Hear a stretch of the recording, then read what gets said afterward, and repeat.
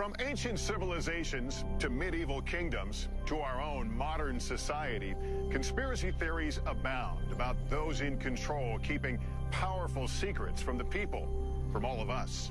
And while the allegations may vary, the overarching questions remain the same. What are they hiding?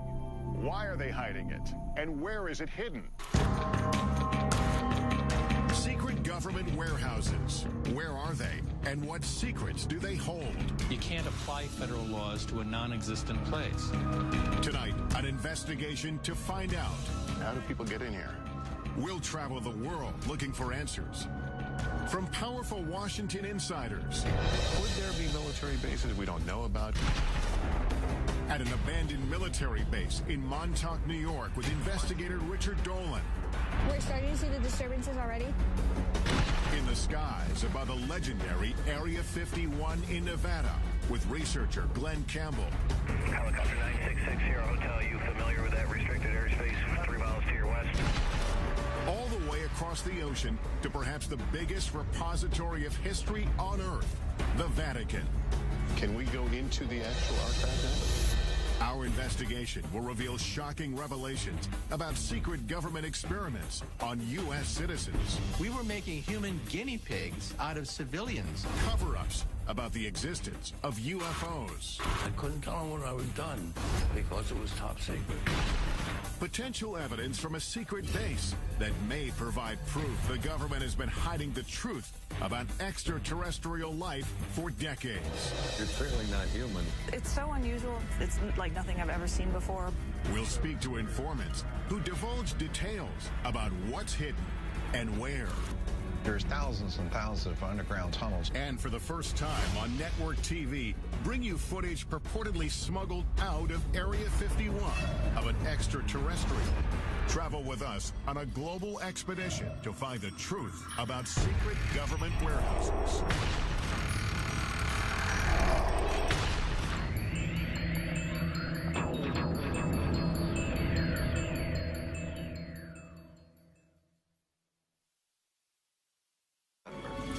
Welcome to Warehouse 13.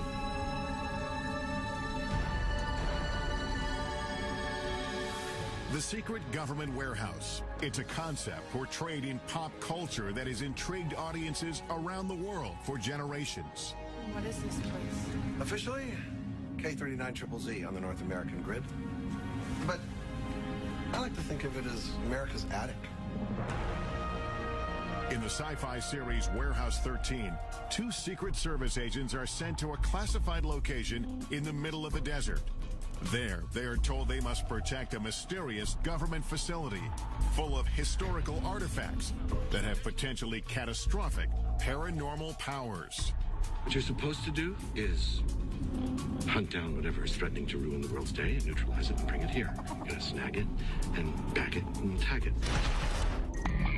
It may seem like a far-fetched idea, but we know there are locations around the world where governments are hiding things. On military bases, in government archives, in underground bunkers. Many of them pertain to national security. But are there other deep secrets inside these restricted areas?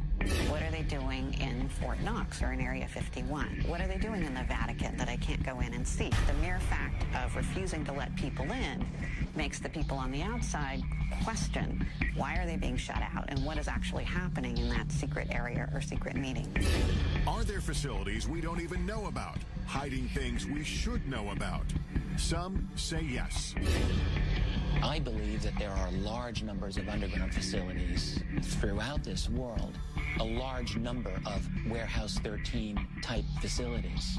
Everything's in its little compartment, buried away very, very secretly, whether it deals with mind control or UFOs or maybe secret biological weapons or what have you. Secrecy is the norm, not the exception. To answer these questions, we began our investigation in Washington, D.C. We've come to talk with John Podesta, former chief of staff to President Clinton and a longtime advocate for government transparency, to get an inside perspective on just how extensive government secrecy may be. Has the government, in your knowledge, ever gone too far in keeping something secret? I mean, of course the government can go too far and keep it secret, and those habits kind of die hard. We just need to be observant to ensure that the public gets the maximum information that we can provide it. Is there a sense sometimes that the American public can't handle this information? People who are classifying information think the American public can't really handle it or don't need to know it. But I think over the long term, that's really dangerous. I think the American public can handle the truth. But how much don't we know as a society? There are sensitive operations that are kept secret that is critical to the success of those operations. But having said that, there's a lot that's swept into that zone, which for reasons that really are not about security, but could be done because if the public knew, they wouldn't want it being done in their name. One of the biggest sources of speculation is the existence of still classified UFO files. Why has the U.S. not been more forthcoming, opened up more information about UFO sightings, either proving or disproving? I think that's a question that I ask myself. I mean, is there something really in there that the American people couldn't really be made available to? Maybe, maybe it'll seem whatever the government was doing at the time might seem a little silly in retrospect, but so what? I mean, I think the public has a right to know that. While the U.S. government still keeps UFO documents stashed away at a government facility somewhere, other countries are finally coming clean. In 2008, the UK declassified its UFO records. And for the first time, witnesses, including members of the U.S. military, have been able to publicly come forward with their stories. I couldn't tell them what I had done because it was top secret. Milton Torres is a retired U.S. fighter pilot. In 1957, while stationed in the UK, a strange assignment came over his radio. They informed me that this was going to be an active firing mission. Then they said, this is an unidentified flying object. We want you to shoot this thing down. When Torres reached the designated coordinates, a giant object appeared on his radar screen. It was doing maneuvers that I couldn't follow. It would stop and then take off. Right angles. I got in, within 20 seconds to go, when all of a sudden it just disappeared. I mean, it took off something like 10 times the speed of sound. This is faster than anything we have on the drawing board. I was afraid for my life. Torres returned to base and was ordered to never reveal what he saw in the air. They said that this mission has been declared top secret. You're not to discuss this with anyone, not your wife, not your commander, not anyone. If you violate top secret instructions, you can go to jail. To this day, Torres does not know what it was he saw on his radar screen, but he has his suspicions. I don't think we're alone. And whoever built that machine knew a hell of a lot more than I did. Could stories like Torres's still be under lock and key within the U.S. government's UFO files? Even some politicians believe the answer is yes. Former Arizona Governor Fife Symington, who witnessed the unexplained Phoenix lights, believes it was a UFO and that it was covered up by the U.S. government. I witnessed a massive delta-shaped craft that silently navigated over North Phoenix. We want the United States government to stop perpetuating the myth that all UFOs can be explained away in down-to-earth and conventional terms. And Ohio Congressman Dennis Kucinich says he witnessed a UFO as well. Congressman Kucinich, did you see a UFO? I did. It was unidentified flying object, okay? It's unidentified. I saw something. Does the government know something about alien technology that it isn't telling us? I am convinced that our government has physical evidence, has answers, has information pertaining to the actual existence of UFOs. Many believe if there is evidence of UFOs, it is held deep underground here at the remote Air Force Base in Nevada, commonly known as Area 51. The heavily guarded base is so shrouded in security and mystery, it wasn't even acknowledged by the government until 1994. Even today, it is hard to sort out who officially oversees it. We filed a written request for access, but weeks went by with no reply, so we decided to call. We put in an official request to film at the government facility at Groom Lake, also known as Area 51. I do think that there is some merit to be able to get onto a base such as yours and see what actually is there and what kind of programs taxpayer dollars are paying for. Thank you so much. Bye-bye. You said that you would be willing to look at our request. While we wait for a reply, we focus on another location steeped in lore. Camp Hero State Park in Montauk, New York. Author and investigator Richard Dolan heads there to look into claims of covert mind control, time travel, and teleportation experiments conducted by the government in underground facilities. I want to find some kind of evidence to show that there may have been substantial underground activity around here. If we get that, maybe we can have another jumping-off point for a further investigation. From 1942 to 1982, Camp Hero was a military base where servicemen were often on the lookout for enemy planes or submarines. But according to Stuart Swerdlow, the base also had a darker side. He claims that from 1970 to 1983, the government experimented on him at Camp Hero as part of a program he calls the Montauk Project. It was actually begun as a project for mind control, programming, genetic manipulation, and esoteric weaponry.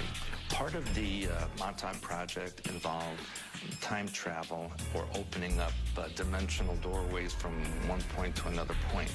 Swerdlow says he, along with thousands of other people, were taken off the streets and from their homes and brought to an underground facility at Camp Hero. The Montauk base on the surface was a derelict or old Air Force base. Underneath, there were 9 levels where the operations took place. There were centers where they would keep people sequestered.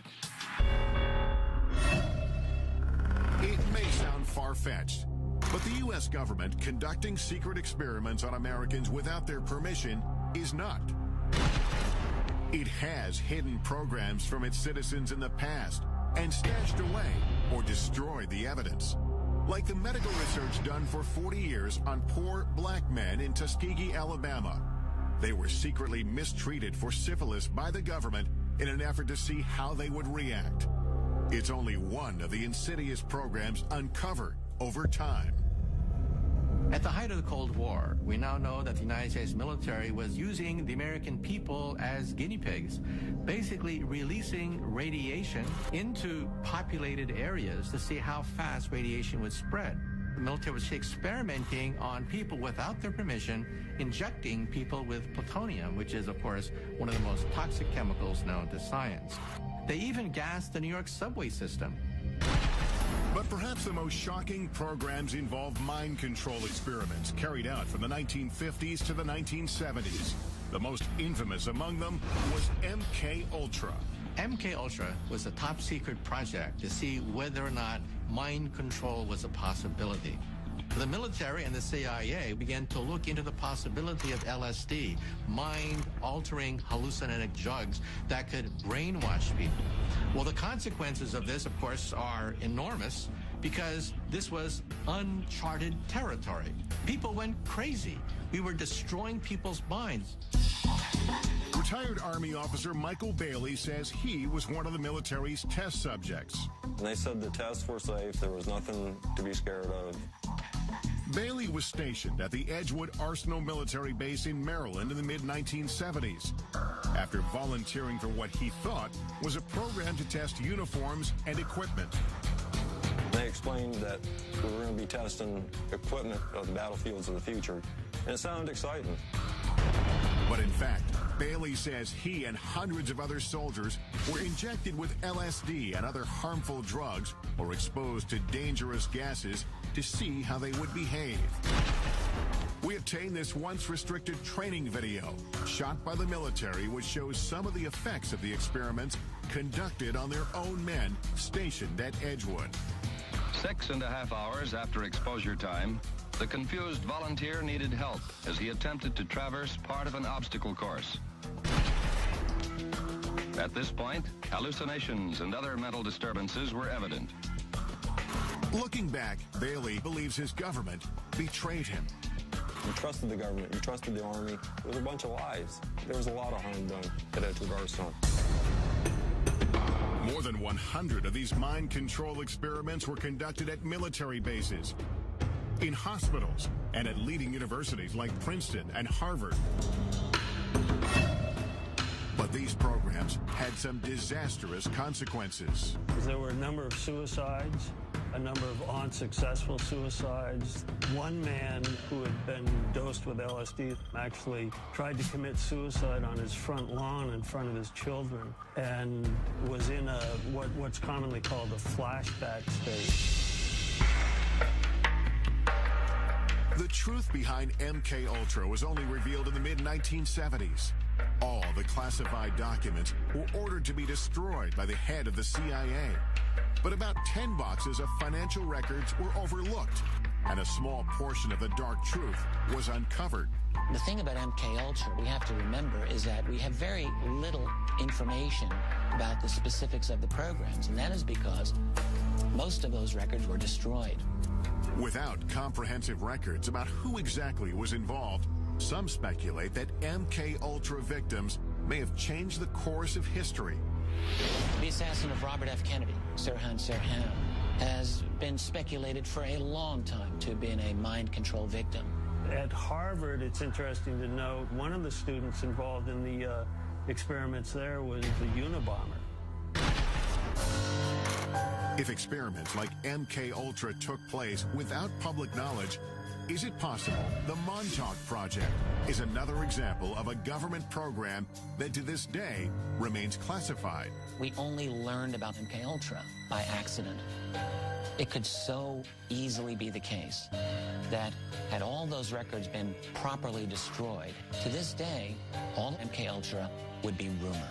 When I think about that in connection with something like Montauk, it makes me think that it's just possible that the Montauk Project remains rumor because simply the guys running the security did a better job than they did with MK Ultra. Could the U.S. government have been conducting experiments inside secret underground bunkers at this retired military base? That's what Richard Dolan is hoping to find out. If the claims about the Montauk Project are true, that'll change everything about what we think we know about this world. And I have to say, if you're going to have a secret program, then Montauk is a great place to have it in a lot of ways. It's very remote. I think that it's possible that there has been some strange activity going on under there. Since the base is now a state park, we asked park officials for permission to access any underground areas. But they said they are not aware of any tunnel system in Camp Hero. Dolan has heard otherwise. I'm told that there are interesting structures in this area. Tunnels I've read about. I want to see something. And what he finds may change what we think about the Montauk Project. What the hell is this? What is this? Ahead, I'll join Dolan at Montauk, where we'll use cutting-edge technology to look below the ground. There is something here that could be an underground structure. Later, I'll examine potential evidence that could prove the U.S. military has been covering up the existence of extraterrestrial life for years. Could this be the smoking gun that we're all looking for? But first, I'm heading to Rome, Italy, to try to get past the Vatican gates and into one of the most mysterious repositories in the world. The Vatican Secret Archives. No one knows exactly what secrets are in the Vatican archives. They are so huge. All this when Inside Secret Government Warehouses continues.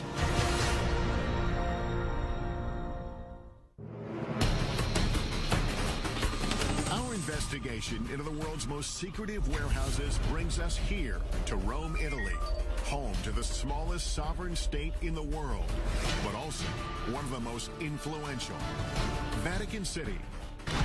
It is the headquarters of the Catholic Church and its 1 billion followers.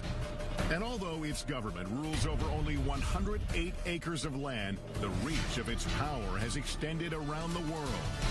The Vatican is an intriguing place because it's the oldest continuously existing organization on the face of the earth. You can trace it back 2,000 years. The Vatican's role in shaping history is well documented, and some of it, like its support of the arts, is proudly on display here.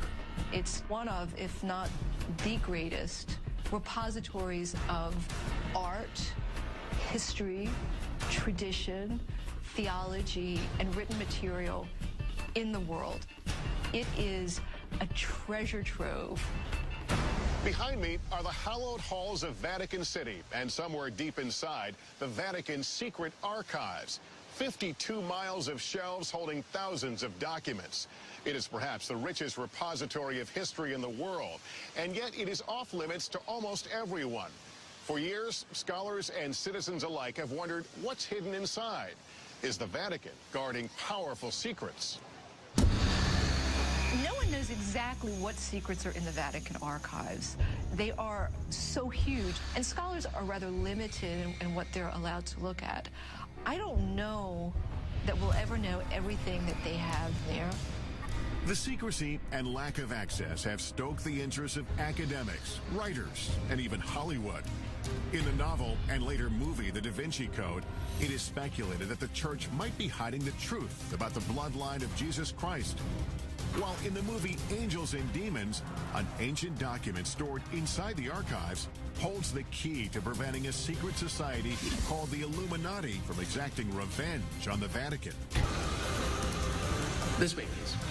The archives in the movie is a vast, highly secure, state-of-the-art facility filled with millions of documents. The chambers are hermetic vaults. Oxygen is kept at lowest possible levels. There's a partial vacuum inside. Could the real Vatican secret archives be a facility like this one? And could there be documents inside pertaining to explosive subject matter the church may want hidden? Like prophecies about the apocalypse, evidence of a supposed bloodline of Christ, exorcisms, or secret societies. Information that might alter our understanding not just of the church, but of history. Recent discoveries tell us yes. Vatican archivist Barbara Frale found a document buried inside that is key to understanding the Pope's role in the execution of the legendary Knights Templar. Many people believe that Pope Clement V led the investigation into the Templar Knights and disavowed them and led to their downfall. You have found a document. What does that document tell us about the story? In 2001, we found in the Vatican's secret archive an original parchment belonging to Pope Clement V, who asked for a secret hearing for the masters of the Templar Order, absolving them, as he was convinced they weren't heretics. Now we know that the Church never condemned the Templar Order, and that it was the King of France's act of violence and abuse to cause the closure of the order. Because this document was filed in the archives in a strange way, its existence remained unknown for hundreds of years. This makes me wonder, could there be other documents about other important pieces of history that have not been found? There are still millions of documents which are yet undiscovered in the Vatican secret archive. So what else might be hidden unintentionally or intentionally inside? Much of the speculation about what is intentionally withheld is about end-of-the-world prophecies, like the famous Third Secret of Fatima. It is one of the most well-known and important prophecies to Catholics around the world. The story goes that in 1917, a vision of the Virgin Mary appeared several times to 3 small children near Fatima, Portugal. Today, a site where thousands of the faithful flock each year. During her visits, the vision is said to have shared 3 secrets about the future. But the Vatican only revealed the first 2. The first one was a vision of hell. The second one had to do with the end of World War I and the beginning of another great war shortly thereafter if Russia wasn't converted to Catholicism. But the third secret was withheld, leaving some, like Fatima researcher Christopher Ferrara, to wonder what it said. In 1960, for reasons unknown, the Vatican let it be known that the secret was going to be placed under seal forever. But on June 26, 2000, the Vatican finally relented under mounting pressure and published a vision. The announcement of a third secret made international news. For years, people speculated that the third secret was actually a prophecy about the end of the world. Today, before 500,000 followers, a Vatican official revealed the secret. The vision showed a bishop dressed in white, shot down by a burst of gunfire. According to the Vatican, the prophecy of the third secret was fulfilled on May 13th, 1981. That's when the Pope, interpreted as the bishop in white, was shot here on St. Peter's Square as he waved to the faithful from his vehicle. But there are those who don't believe that explanation. They believe the real third secret may still be hidden inside the Vatican, and that it contains an even more startling revelation. A revelation about a global crisis. The secret involves a crisis in the church and some kind of apocalyptic scenario that affects every man, woman, and child on the face of the earth. I've been granted rare permission to enter the archives with our cameras to see what's inside. The first thing I'm shown is kept in the head archivist's office, and it exemplifies the kind of rich history that's stored here. Explain what this document is we're looking at. This is the letter addressed to Clement VII from the Lords of the English Parliament, in which they ask the Pope to annul the wedding between Henry VIII and Catherine of Aragon. This led to the Church of England breaking away from the Catholic Church, did it not? Si. But not all the documents get such a grand display. Most of them are buried deep inside the main archives facility.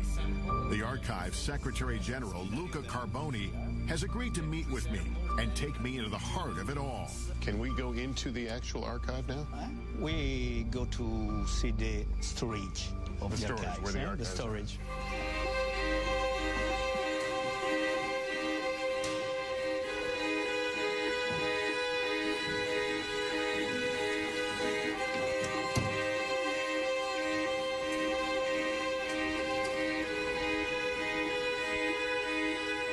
We arrive at the main facility, and I'm instantly overwhelmed by the massive number of files that are before us.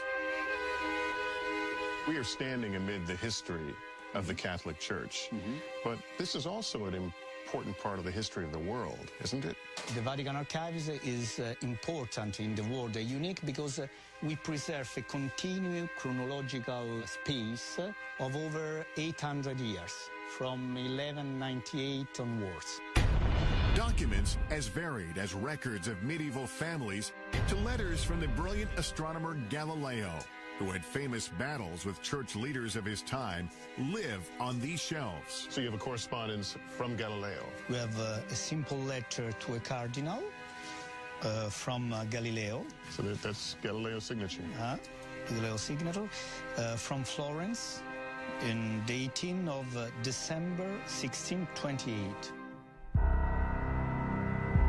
There is just so much here. Is it possible that there are things here that even the archivists don't know about? Yes. Each day we discover something new or something interesting. When you use the term secret here... Okay. Secret means private. Secret, in this case, doesn't mean things that no one can see. No. Only private. Private, but off limits to all but about 1,000 researchers handpicked by the Vatican each year. It's not hard to imagine how documents can get buried in this vast warehouse, either accidentally or on purpose. The Secrets of Fatima, would we find something about the Secrets of Fatima here? No. Here is not preserved.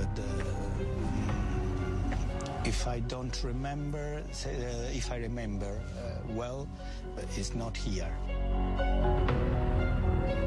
But then, where is it? Are there other secure places within Vatican City? Even within this facility, there are areas that are restricted, like the Parchment Room, holding some of the oldest and most important documents. Can scholars and researchers come here? No. Only the staff of the Vatican Archives. All your parchment are kept here? We preserve 50,000 of single parchment in this room on 2 floors. The air feels different. Is the climate controlled here? Yes, it's under control. And what is in here? Here we have the famous Templar trials. The 3 meters of parchment rolls. But we can't see it? No, it's close. There's no doubt that this repository is one of a kind. But the Vatican has not shown us evidence to prove or disprove the rumors of secret documents being stored inside the archives. So we're headed to Montauk, New York, to look for clues into claims of underground mind control and time travel experiments. And later, we're going to some of the most heavily guarded military bases in the U.S. to investigate reports that proof of alien life is stored inside. All this when Inside Secret Government Warehouses continues.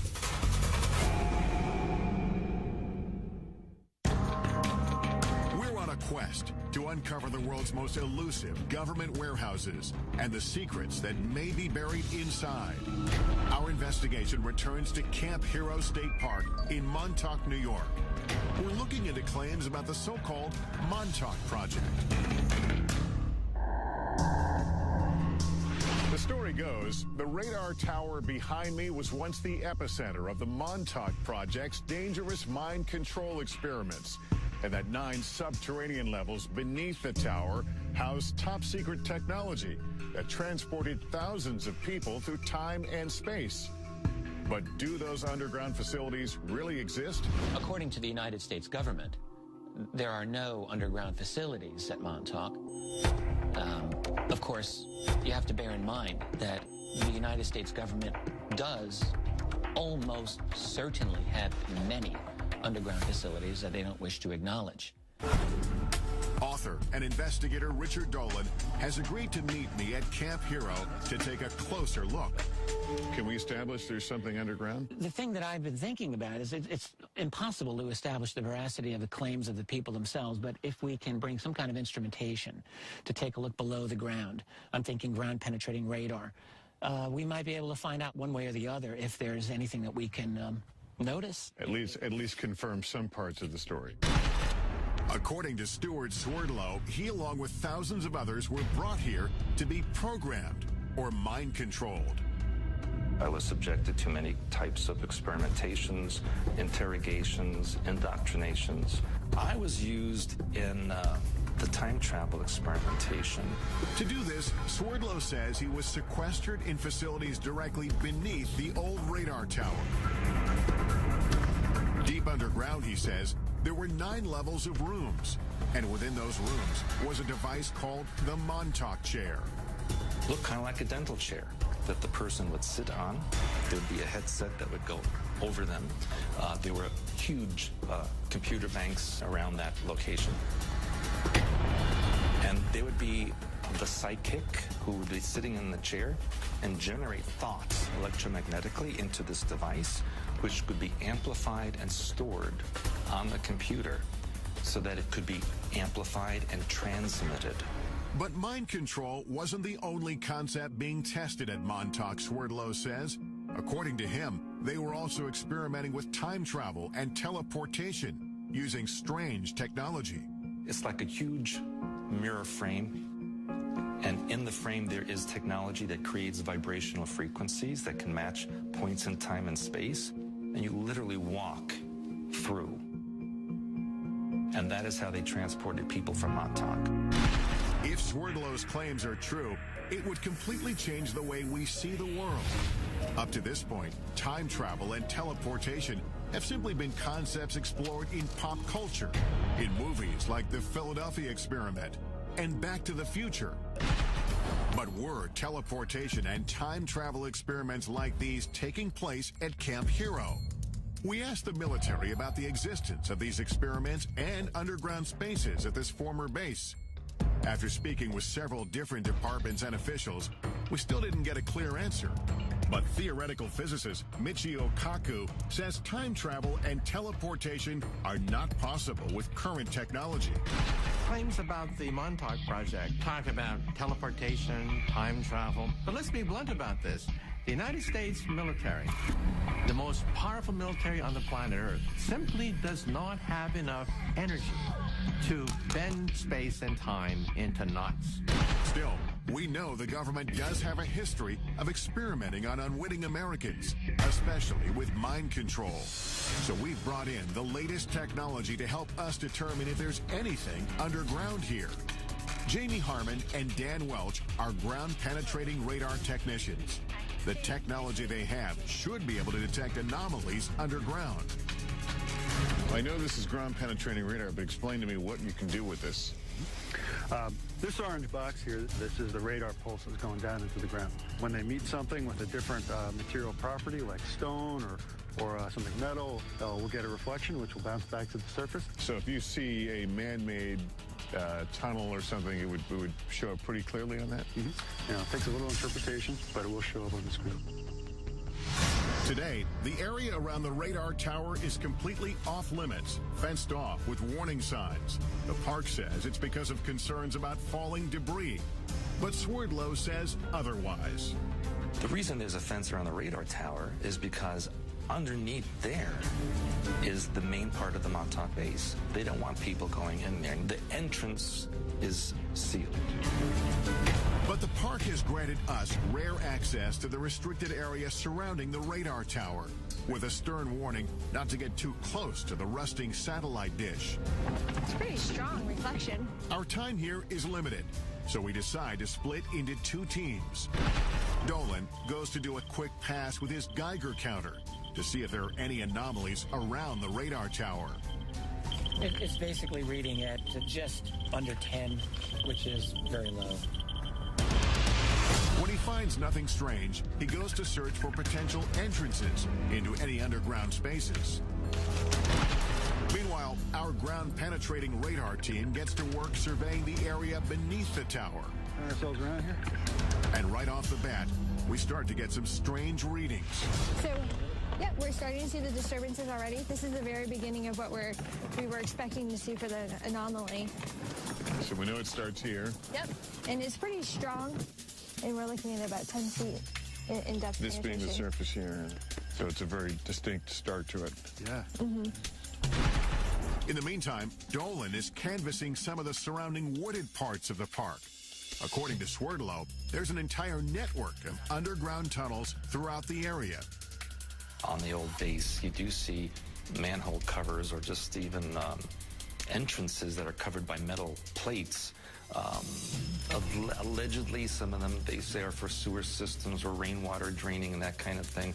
But those were once escape hatches for the underground area.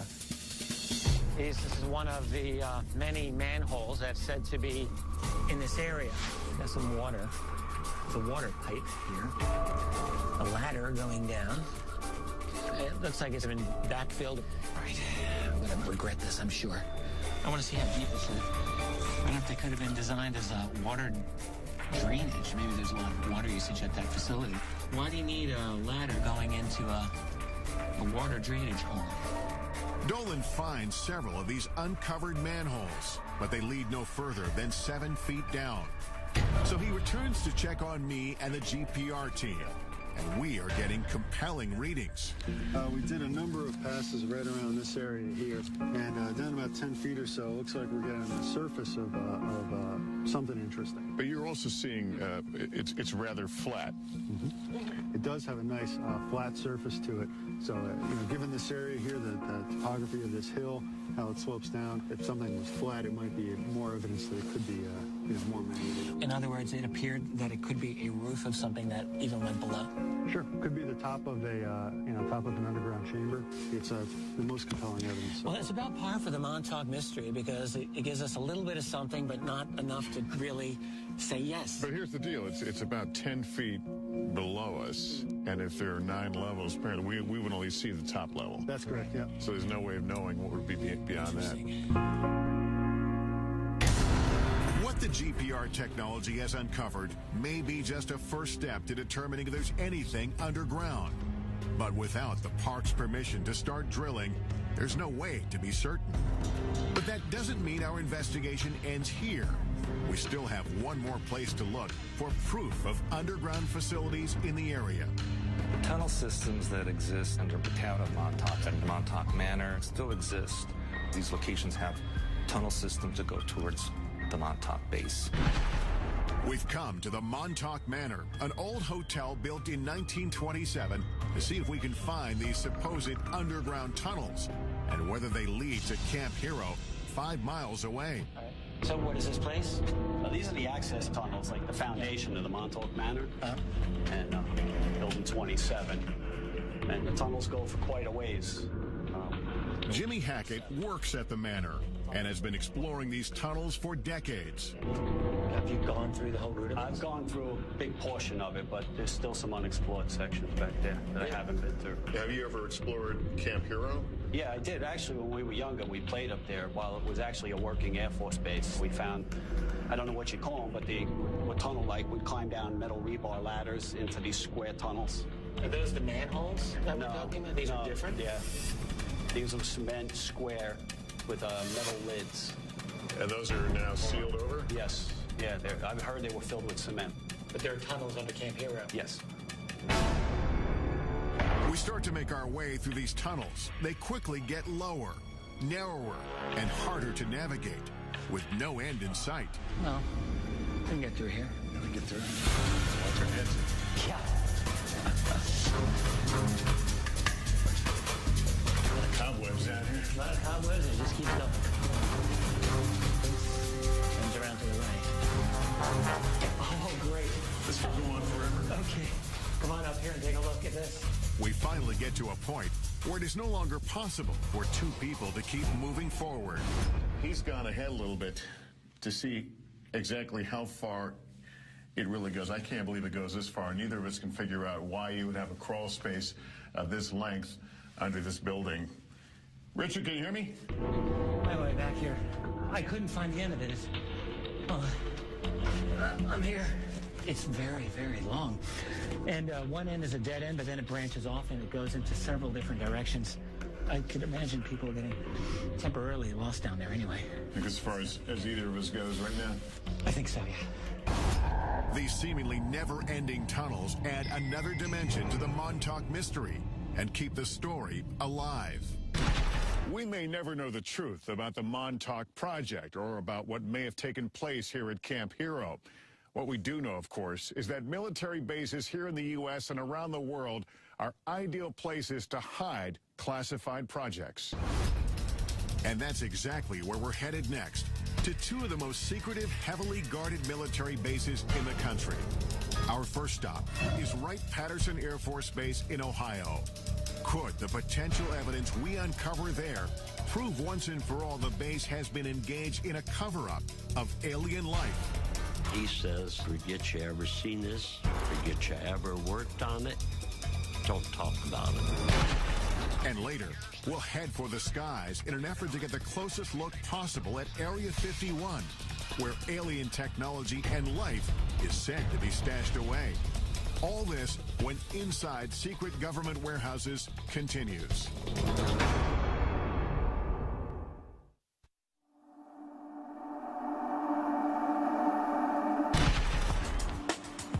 Our Our search for the truth about secret government warehouses has taken us on a global journey. We've been to Montauk, New York to explore allegations of mind control and time travel experiments underneath an abandoned military base. And we've traveled across the Atlantic to delve into the depths of the Vatican's secret archives in search of answers to age-old mysteries.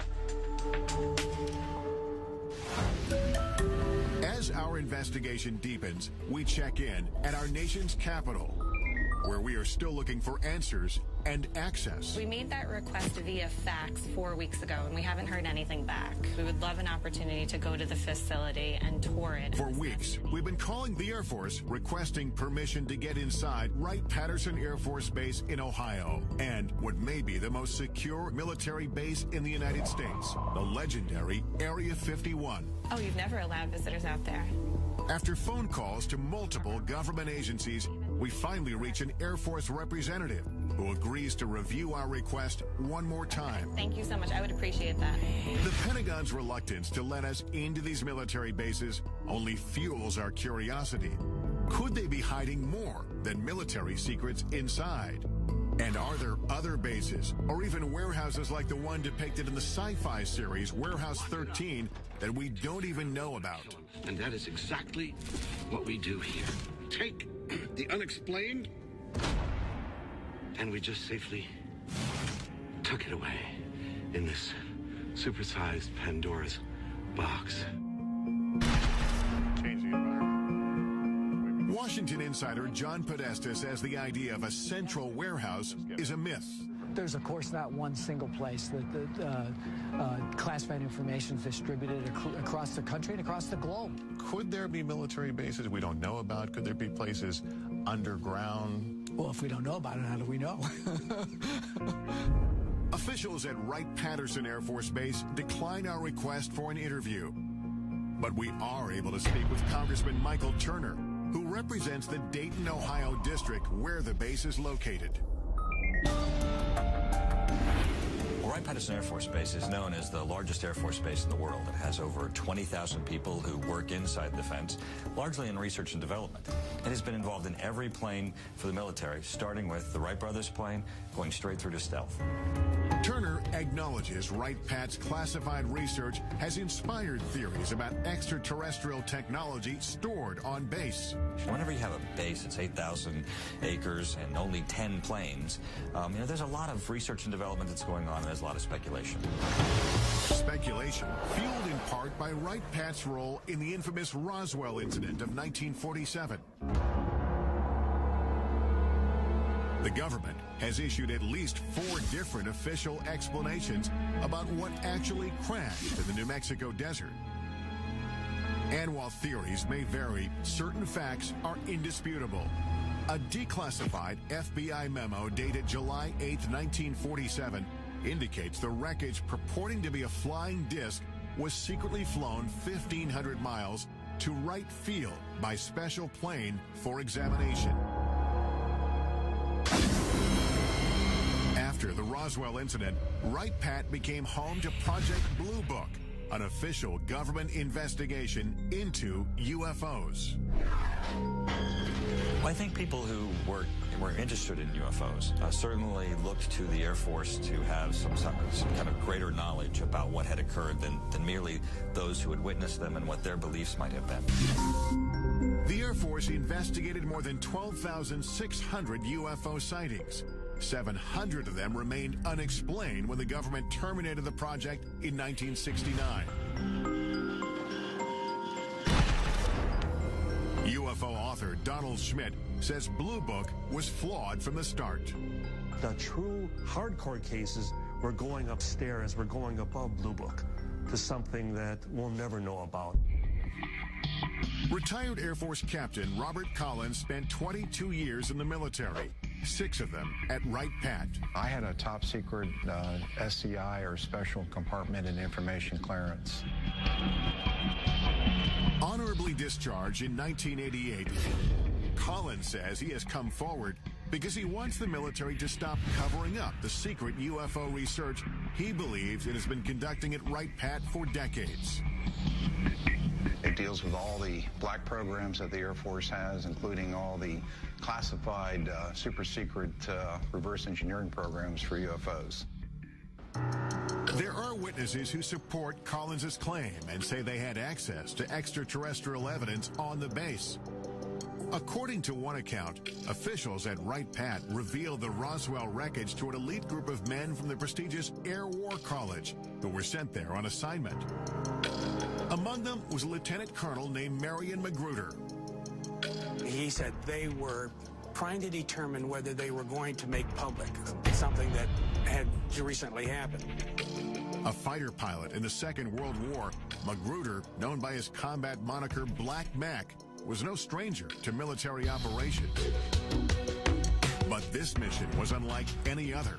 It was so highly classified, he only revealed it to his family 50 years later, when he was dying. He said, I want to tell you that we're not alone. Magruder spoke vividly of a shocking encounter with an extraterrestrial being.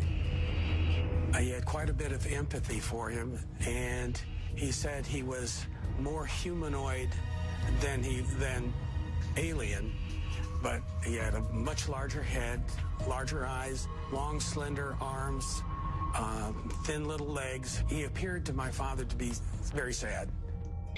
Magruder struggled silently with what he saw until the last days of his life. My father said we killed him because of the experiments and stuff. That had an incredible impact upon him. And it may be that his memories weren't all that haunted him.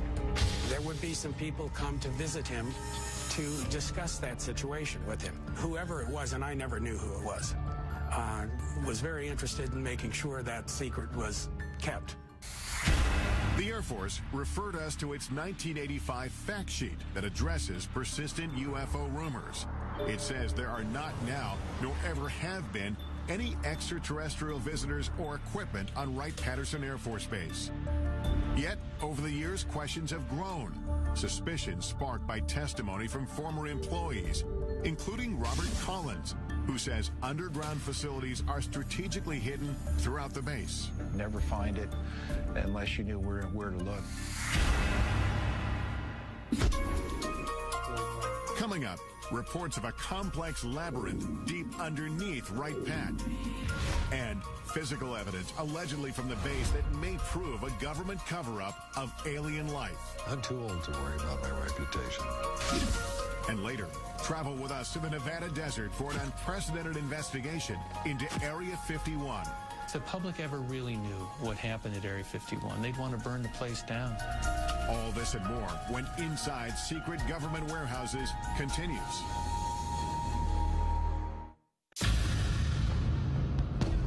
We've come to Wright-Patterson Air Force Base in Dayton, Ohio to investigate the truth about what may be hidden inside. Is this base ground zero in a government conspiracy to cover up evidence of alien life? Many UFO researchers believe so. They have the proof. They have the physical evidence. To this day, everything still points to Wright-Patterson Air Force Base. According to retired Air Force Captain Robert Collins, the next building is 620. These civil engineering drawings show entrances to a massive complex of tunnels and vaults located under the base, which leads to a set of stairs. Combining data from 25 years of research with information leaked to him by unnamed sources, Collins describes what he believes he's under the surface. All these tunnels and vaults are completely independent of anything else in Wright-Patterson Air Force Base. 60 feet down below ground. And then there's a limestone rock bed, which is anywhere from 10 to 15 feet thick. So you may be as far down as 70 feet. You're looking at probably the size of a couple football fields at least in length. There's roughly 4 big vaults. They're about 100 by 100 feet in size. They got carpeting on the floor of the tunnels, and you could drive a pickup truck through. Collins says the most remarkable secret isn't the underground complex itself, It's what he says the Air Force was and possibly still is hiding inside. The things that were stored in these vaults were, of course, bodies, alien bodies, all the cryogenic equipment used to support and maintain and preserve those bodies, and medical examination tables and biological testing equipment. The Air Force denied our request for an interview with a representative from the base. But local Congressman Michael Turner says plenty of classified information is at Wright-Patt, and it's all with good reason. A lot of the things that are going on at Wright-Patterson Air Force Base are secrets that need to be protected. There are things that are in development, research that we're doing, possibly for capabilities for us in the future, or even how we're looking at our potential adversaries. A statement issued to us by the base says the evolution of virtually every Air Force aircraft flying today can be traced back to Wright-Patt. They tell us current developments include material that can sense and then heal its own cracks, as well as bird and insect-sized aircraft capable of swarming. One of the few reporters allowed on base to investigate the legends of UFOs at Wright-Patt is Emmy Award-winning newsman Carl Day. There are an awful lot of unanswered questions, and tonight we're going to try and sort out facts from fiction. And they said, well, come on in and look and see if you find anything. This was at the invitation of the Air Force. Aware of reports about underground chambers, Day asked to be escorted to the lowest level of Building 620. The tunnel that I went through was certainly not big enough to drive a truck through, and we had to duck out of these tunnels because they were very low.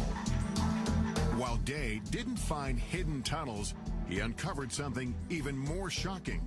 It was a small mandible, which is the lower jaw of something. In the course of his reporting, Day met a dental technician from a Veterans Affairs hospital 15 miles outside of Wright-Patt, who said he had worked on a strange impression of a mandible brought from the base. At the time, the man was so afraid to tell his story that he didn't reveal his name or face. Never seen anything like this before in human or animal. Neither one.